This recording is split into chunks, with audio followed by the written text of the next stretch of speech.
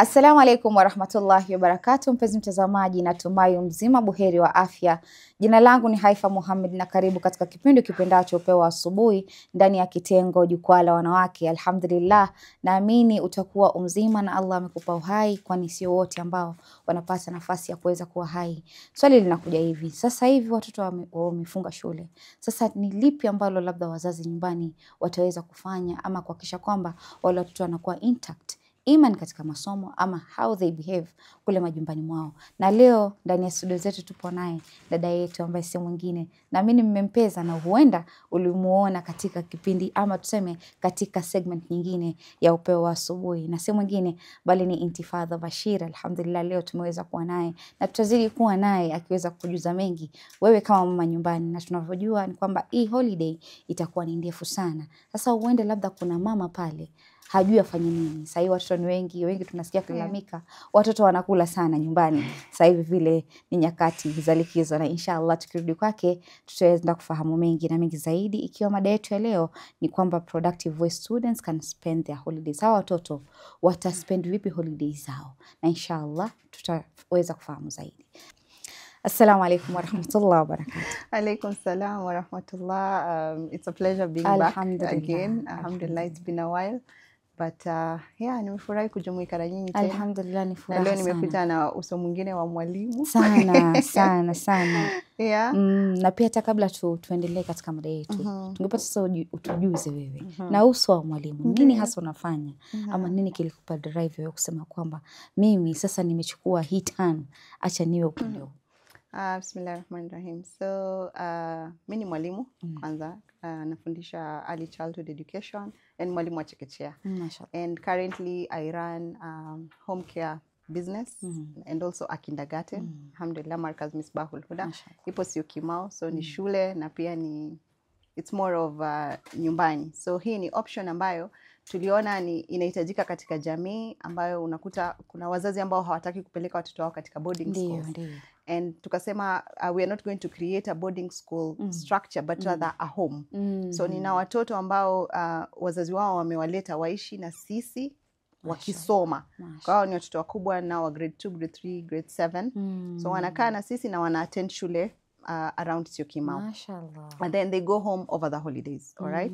And then sasa tuna kindergarten, kabisa tuna PP1, PP2, na inshallah next year tutakuwa na grade 1 hapo ndani. So hawa watoto pia wanasoma pale na wanaishi na sisi pale. So they also get to go home over the holidays. Mashallah. Tuli opt to have a home structure because yani hours nyingi sana watoto wana spend shuleni. So tukasema tukiweka kama boarding school itakuwa huyu mtoto yani maisha yake yote ni kama yuko jela pase. Lakini tulivyosema we opt for a home, yani kule ni nyumbani kabisa, like we do activities ambazo ni za kinyumbani. You know, we indulge in life skills activities. Tutakuta tukipika sote, tutakuta tukicheza nje sote, yani ni nyumbani kabisa. Na pia inampatia mzazi utulivu ili kujua that tunajua mtoto wangu analelewa, kwa sababu sisi tunalea kule honestly. Other than offering hii services hizi zingine tunalea, yani naweza sema tunajigamba kwa hilo kwa tunalea, alhamdulillah. So that's what we do. Na hicho ni kitu kizuri sana, tukiangalia kwamba ukiangalia tofauti na boarding haikai kama nyumbani. Ndio. Ni mtoto amshwe saa 11, amshwe saa ngapi? Chakula and so on. Lakini ukiangalia upande huu wako umeifanya kwa unique kabisa, alhamdulillah. Na hii inawapa nyinyi wazazi kwenye mtihani. Unataka mtoto wako awe katika shule ambayo itafaa, basi naamini kwamba Markaz Misbahul Huda itakuwa nzuri sana zaidi kuweza kumpa yule mtoto ile pia anapata peace. Hapati ule ugumu wa kusema mimi nita concentrate na nini. Anajua kuna mwalimu ambaye anajali na ni kama mama pia, kwa sababu mwalimu ni mama wa pili. Kabisa. Kuna kule nyumbani na kuna shule. Kweli kabisa. Alhamdulillah.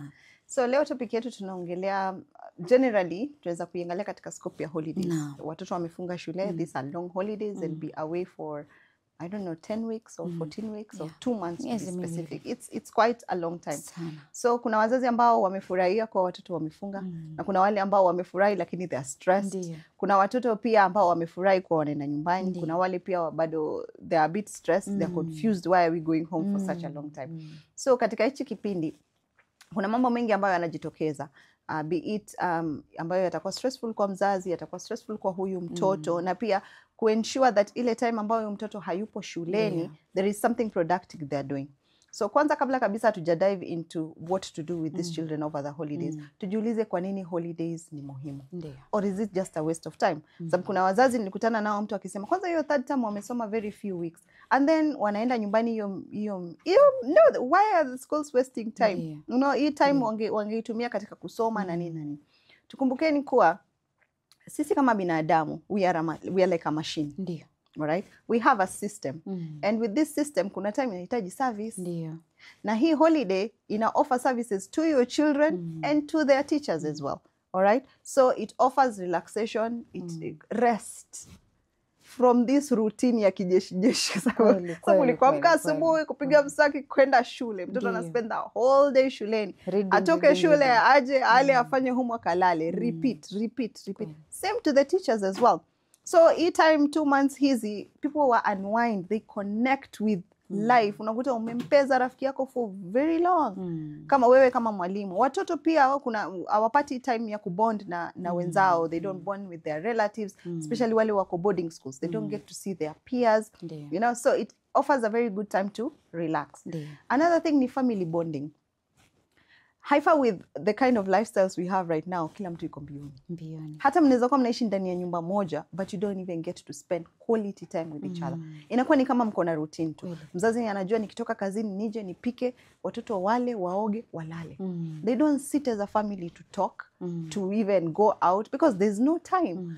Over the weekends, watoto wako madrasa, mama yuko kazini, baba yuko kazini. But during this holiday, at least mnajua, okay, ndio mama na baba labda watakuwa kazini, but kids are home. So mama anajua kabla sijaenda kazini asubuhi, I'm around with the children. Over the weekends I get to spend time with the children. They even get to visit relatives. Watu wanaenda ushago, unakuta cousins zako wanakuja kwenu kwa auntie, ama wewe unapeana watoto wanaenda. You see, so the family gets to bond. Another thing ni cultural and religious significance. Katika cultural utakuta over these holidays kuna mambo mengi ambayo yanatokea. Tuseme kwa mfano, kuna kabila ambazo during these holidays watu ndio time ya watoto wanapashwa tohara. Jandoni. Wanapelekwa jandoni. Alright? Ina positives zake, because kutokana na hiyo kukutana kwa watoto ambao ni katika same age group, kuna mafunzo ambayo wanapewa, and then pia wanasoma kuhusu utamaduni wao and stuff like that. Religiously pia, over the holidays there's so much that happens. Kama ukiangalia katika ndugu zetu wa Kristo, unakuta kuna camps katika churches, you know, kuna hizi holiday camps, watoto wataenda kufundishwa kuhusu dini. Waislamu pia we get the same, madrasa pia, you see, during the holidays ndo watoto wako madrasa all through. So shule zimefungwa lakini madrasa zina run. So there's that aspect. Another thing ni boosting mental health.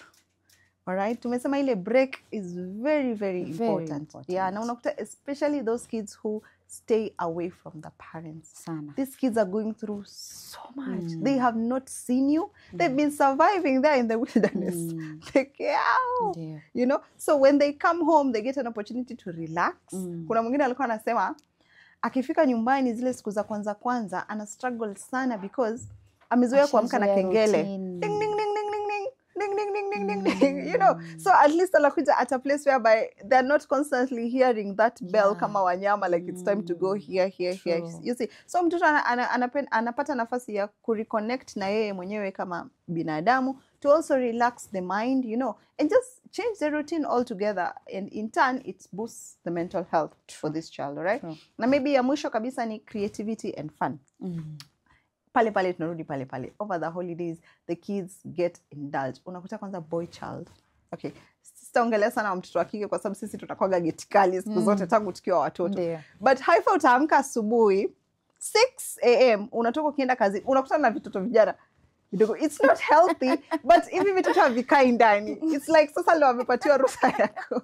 Ndio unatoka asubuhi arudi jioni. It's not a good thing to kuja kuinini. Lakini it just shows you that these kids kuna a form of freedom that they get over this holiday, which is nice because they get to do things that they were not able to do easy times zingine. Alright, so tumeshaangalia kwa nini holidays muhimu. Alright, so maybe tuangalie tuangalie pia challenges ambazo intifadha wana face during these holidays, especially parents na hao kids wenyewe pia. Them connecting again kutoka shule na nyumbani. Ni vitu vile very sure ni vigumu. Ni vigumu kweli. Yani, honestly, in as much as for me as an educator and also as a mental health advocate, I advocate for holidays, to be very honest. Because kama nilivyokuambia mimi nina shule. So mtu ananiambia nje father, watoto wakishaondoka utaboeka, utakuwa peke yako. I'm like, let these kids go back home. Let them go and bond with their families. Let them go and remember their roots and all that. But of course it comes with challenges. All right? Kama kwa wazazi na kwa watoto. Tukiangalia kwa wazazi, mtihani mkubwa sana ambao watakuwa nao ni maintaining a structure or routine. Shuleni watoto ama during school days wanajua kuna a specific routine. Tutaamka, tutaswali, labda tuoge, tunywe chai, tuondoke nyumbani by let's say 6 or 6:30 am. But sasa hawa watoto wapo throughout.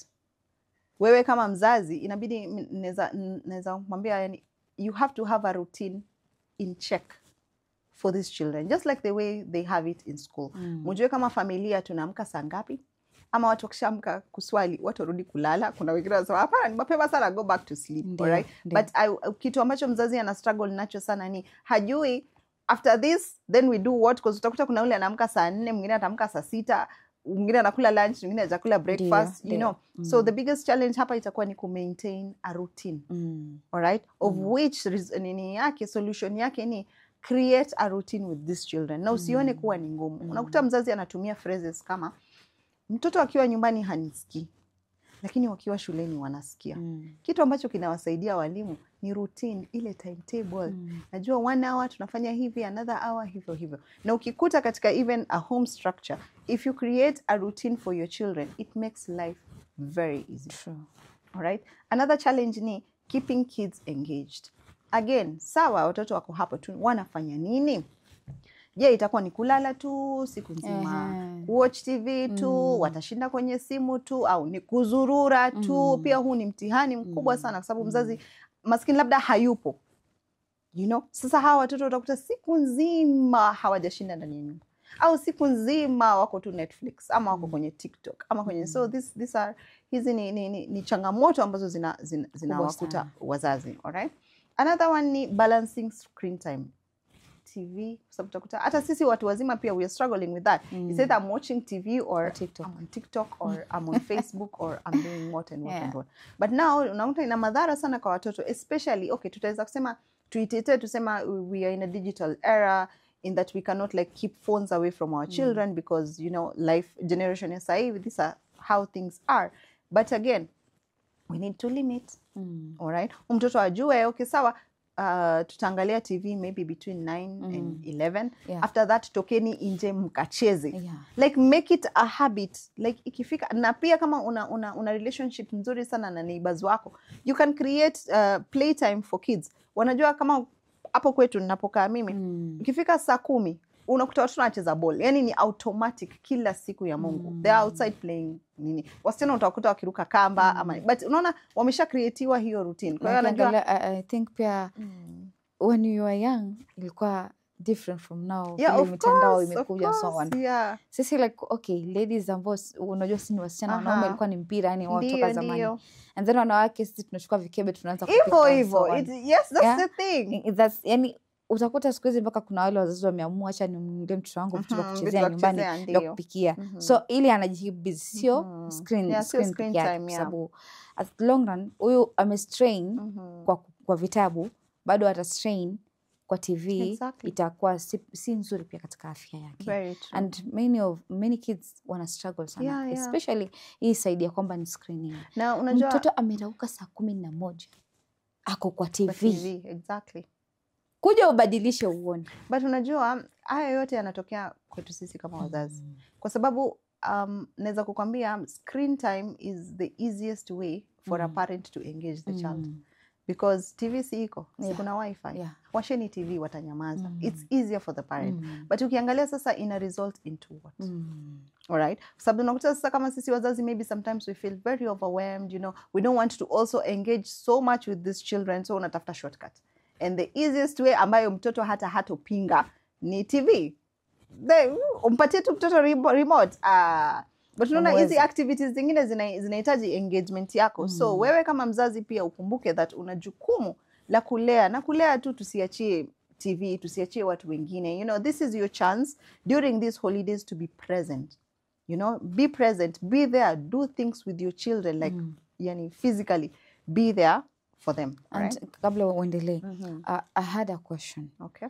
How can we engage kina baba upande wa malezi? Ndio. Kwa sababu yes, tunaweza mwekea mama everything kwamba okay, this holiday mama anakaa na mtoto nyumbani. Unajua baba akifika labda anasema hataki makelele so on, anaenda anajipumzisha. But how can they engage ndo build ile bond? Kwa sababu most of the kids hawana ile bonding na wazazi wao wa kiume. Ni wachache sana ambao wako na hiyo bonding. Sasa utakuta like inaleta madhara zaidi. Utakuta huyu mtoto akikua like anakuwa one sided. Haoni kama baki alifanya any contribution and so on. Sasa ni kitu gani ambacho kinafaa kufanywa in this scenario? I think tukiangalia parenting, unfortunately in how it's seen or how it's expected in the society is that you start learning about parenting after umeshapata mtoto, which is very wrong. Parenting is a skill that should be taught. Hata mtu anasema that it should be part of life skills. Like tunafundishwa that there's one day you're going to be a parent and 1, 2, 3 is expected of you. So unakuta akina mama wao wamefundishwa how to be natural since they were young. To take care of people. It's something that has been instilled in them since they were young.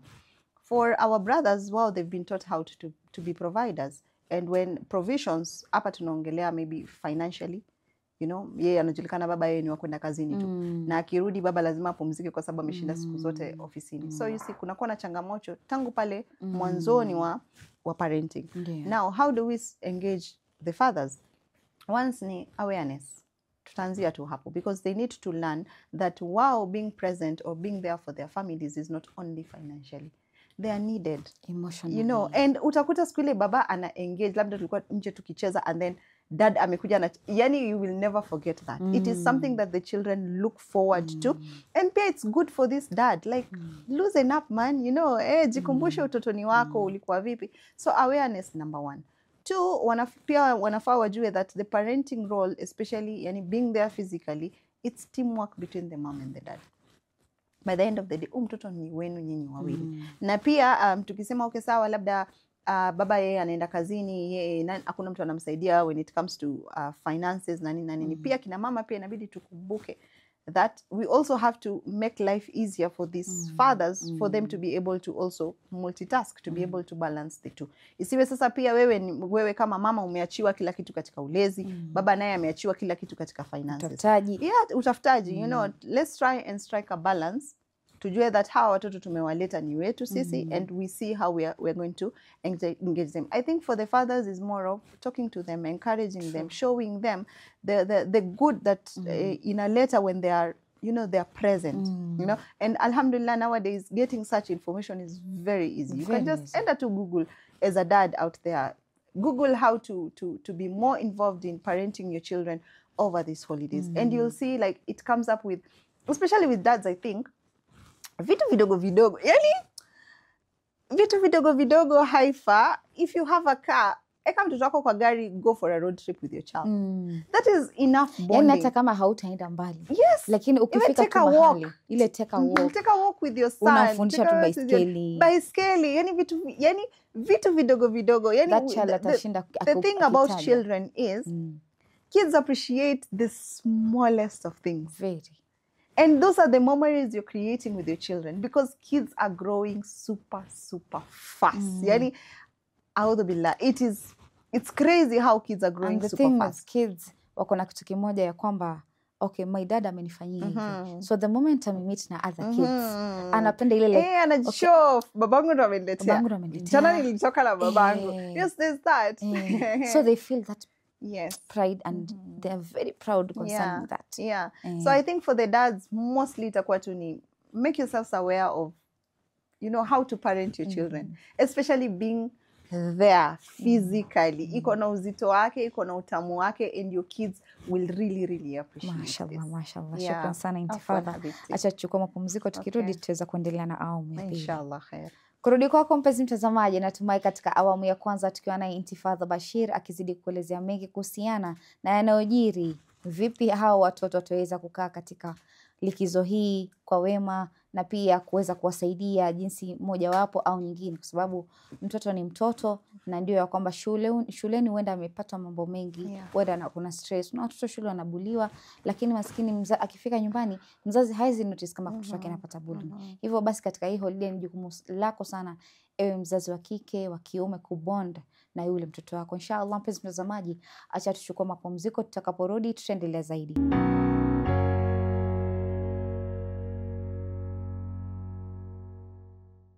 Assalamu alaikum warahmatullahi wabarakatuh. Mpenzi mtazamaji, karibu tena katika awamu ya pili ya kipindi kipendacho Upeo Asubuhi ndani ya kitengo Jukwaa la Wanawake, tukiwa naye dada yetu Intifadha ndani ya studio zetu, ambaye pia ni mwalimu kama alivyojielezea. Basi anatunufaisha na mengi, anaweza kujuza mengi wewe mpenzi mtazamaji, haswa kwa wazazi. Hili linawakujia nyie kwa sababu hawa watoto sasa hivi wako katika nyakati za likizo, na ni muhimu sana kuweza kufahamu watoto ndio kuna ugumu wa kuwakuza. Hapo sasa ndo tutapata the way forward kupitia dada yetu Intifadha Bashir, na tukirudi kwake tutaweza kufahamu mengi na mengi zaidi. Karibu tena. Thank you so much. Thank you so much. Bismillah. So tulikuwa tunaangalia challenges ambazo zina face wazazi over these holidays and their solutions.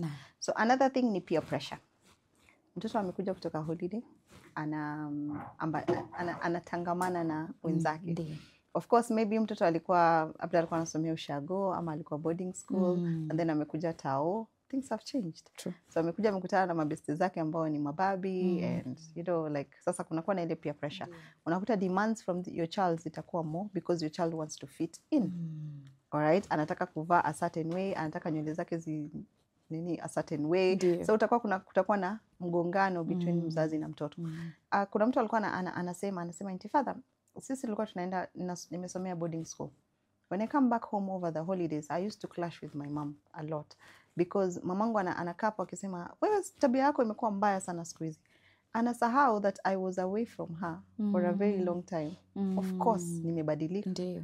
Physically nimebadilika, mentally nimebadilika. Yeye vile alinipeleka shule anajua mimi niko pale pale. Anatarajia niko pale pale. But mimi nimebadilika with so much. Nimekuwa na exposure, nimekuwa na nini. Sasa unakuta huyu mtoto amekuja akiwa upya na fikra tofauti. Physically labda ameongezeka, you know, the body has changed, emotionally and all that, especially for teenagers.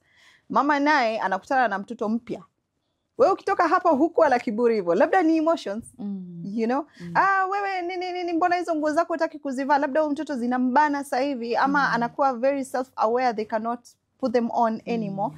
And then labda amekuja huku nao anaona marafiki zake wanavaa nywele zinakaa hivi, trend ya nguo imebadilika. So kunakuwa na ule mgongano kati ya mzazi na mtoto. So that's one. So maybe solution to that is again awareness. Tunarudi pale that wewe kama mzazi you should, yani you know, parenting is continuous. Kama vile tuwe mwalimu ama wewe kama producer, you're like, ukiwa na mgeni anakuja, you have to research what is happening. For parents, we also ought to do that.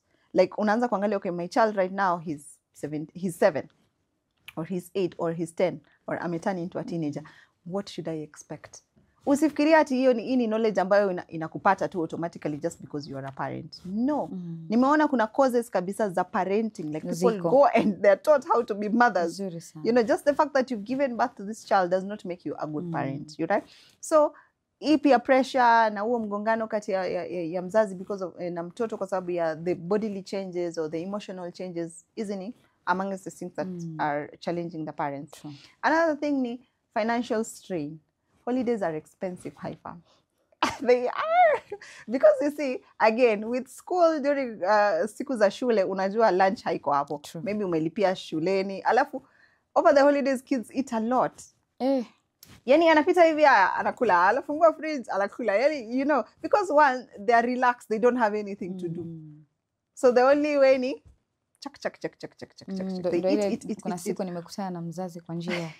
Anambia na hii ni holiday, watoto wanakula sana. Exactly. Mtoto hataki kukosa kitu, akiona mwenzake kuna biskuti nje ashakuja. Anataka. Na pia mimi nataka biskuti. Exactly. Na kuna wazazi hawajui kunyima watoto. Like anaamua mimi acha nimpe. Kwa sababu kuna ule mtoto kuna kitu ambacho amekosa. Ndiyo. Especially wale ambao wako boarding school. They find it hard. Yeah, it's difficult. Tunaona vile ulisema ile pointi yako kwamba wakirudi nyumbani unakuta mzazi anawaona tofauti.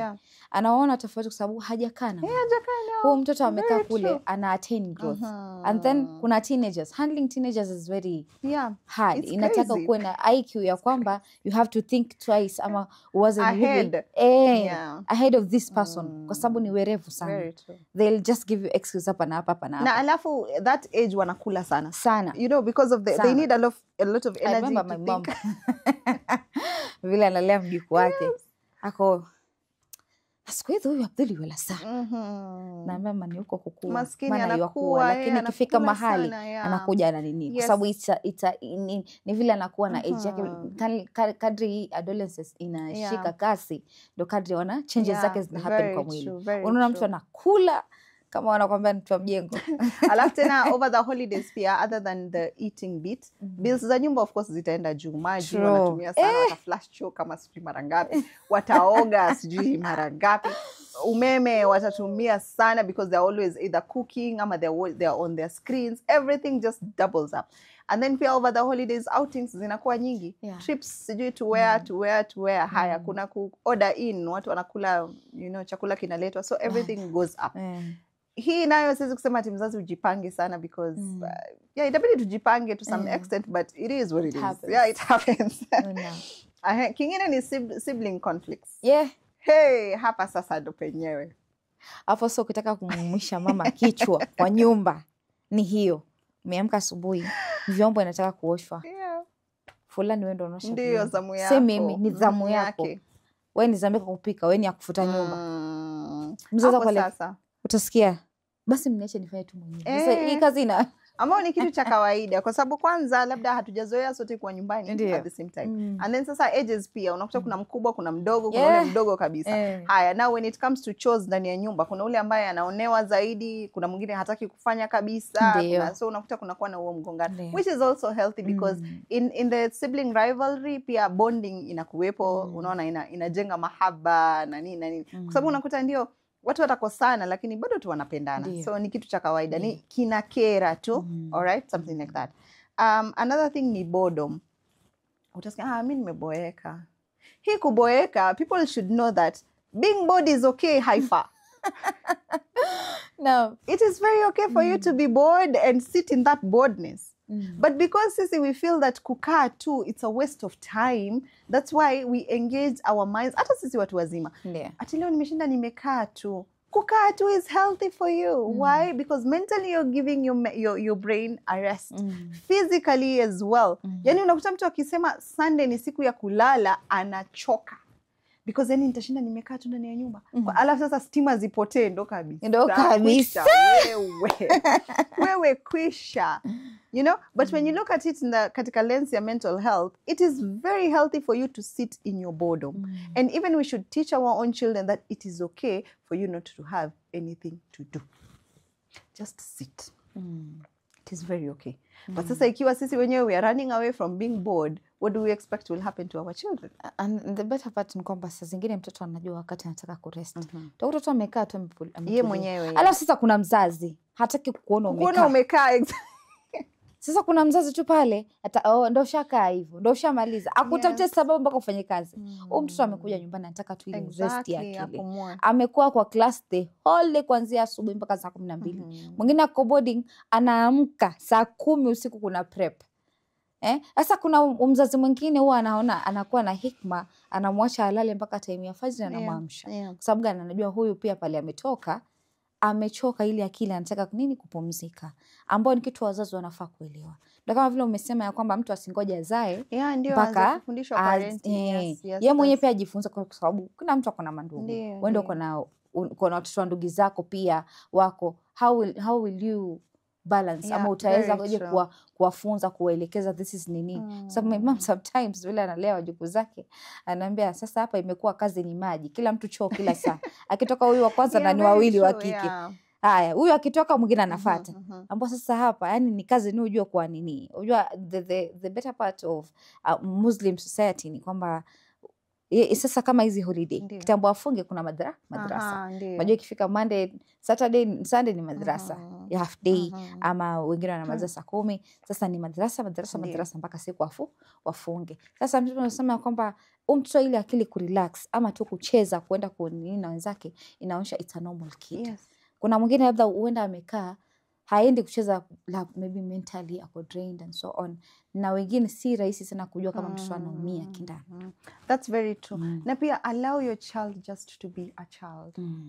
This is very, very important because unconsciously wazazi tuna feel entitled when, you know, mtoto, yani we feel entitled kutuma watoto wetu. We feel that they need to respond whenever we call them. You know, but this is an individual. This child is an individual. Pia yeye ana right ya kusema mama mimi nimechoka. Ama mama naomba kupumzika. Ama mama I don't feel like doing 1 2 3 4. Lakini unamjibuje mamako? Mamako anakuita, unabidi. Ndio ile respect ya mzazi inabaki pale pale. Lakini again we are trying to also change some patterns ambazo sisi usually grow up nazo. You know, looking back at how we grew up. Okay, tutasema tulipata nafasi nzuri sana ya kucheza, but pia tulitumikishwa sana. Unaona? Now imagine Haifa, unatumikishwa utotoni. And then umemaliza utoto, unakuja sasa ukubwani. You don't even have a choice to even rest because you have bills to pay, you have places to go, you have so much to do. Akili you know, 24/7 inaenda tu. You know, it is okay for your own child to rest in their own homes. It is okay for you as a parent to say mwanangu leo lala tu. Mimi sitaki ushike chochote. Lala tu. You know, hata mnatengeza hiyo routine ndo nasema. Labda tuseme wewe utakuwa unaosha vyombo Monday, Wednesdays and Fridays. Hizi siku zingine just sit, just sleep. Let that child be. Because they are learning from you how to relax. Sababu kumbuka, as parents we are hizi ni mafunzo ambayo we are passing to our children. Hizi parenting patterns, hizi ambazo wewe vile unavodeli na mtoto wako, ndio hivyo probably ataenda kudeal nayo ukubwani kule. Sasa pia wewe jiulize, what kind of values am I instilling in my child? Am I instilling values of you cannot rest, this world si place ya kupumzika. Mwingine anasema tunaenda kupumzikia mbinguni.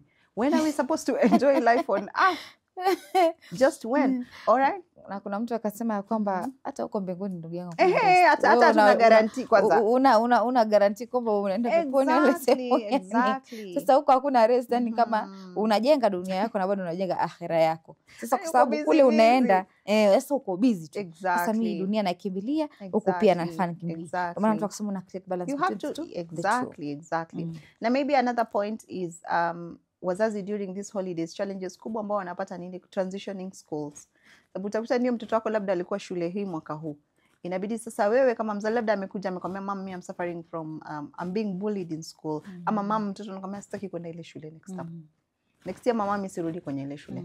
Kama mzazi it weighs down on you because now you have to anza kutafuta shule nyingine. Maybe fees kule unampeleka mtoto iko juu. You know, na January because it's the beginning of the academic year, it comes with so much. That's why watu wanasemaga January ni watu wanakula cabbage tu. Why? Because especially if you have children, pesa yote inaenda sijui kununua uniform, kununua vitabu, sijui kununua nini. So hii holiday pia ni stressful kwa mzazi because over the holidays you need money because the children are here and again you also have to save for January. So kwa mzazi ile inakuwa a bit overwhelming. It is very overwhelming. Maybe I'll give an advice to the parents that during this holiday usisubirie mpaka mwisho, especially katika kununua vitu. If you can, this is the best time to start buying those uniforms, start buying those books. Sababu akianza nini yani December ikishaingia tu hivi mid December everything goes up. Actually sasa hivi ishaanza kwenda, but utakuta ukitembea katika bookshops hakuna watu. Hakuna watu. Na sasa sijui it's a culture, mtu anasema it's an African culture where we do things last minute. But the rush is too much. You know, sasa hivi ndo muda mzuri wa kwenda sokoni kama ni viatu unamtafutia mtoto wako. This is the best time. You know, kama ni uniform, this is the best time to do all that. Kama na pia katika fees na pia shule, because right now yes kids are on holidays but kuna shule bado they are open. Try and go start shopping for schools. You know, unataka kupeleka mtoto wako wapi, try comparing na nini. So mambo kama hayo. Mashallah. Maana hicho ni kitu kizuri sana tukiangalia katika karne ya sasa hii watu wanaokuwa ni werevu sana. Kwanza hao wenye wanakuwa sahihi. They're smart, They mashallah. are very smart, mashallah. Na they read haraka sana. So as a parents ni wakuwe tu lenient na watoto wao nyumbani.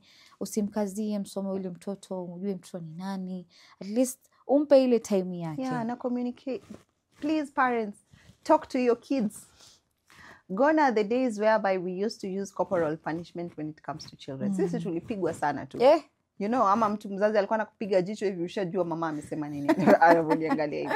But in today's generation, trust me, kwanza mtoto shuleni hawapigwi. It's actually a crime for a teacher to beat a child. Sure. All right? Because it doesn't work.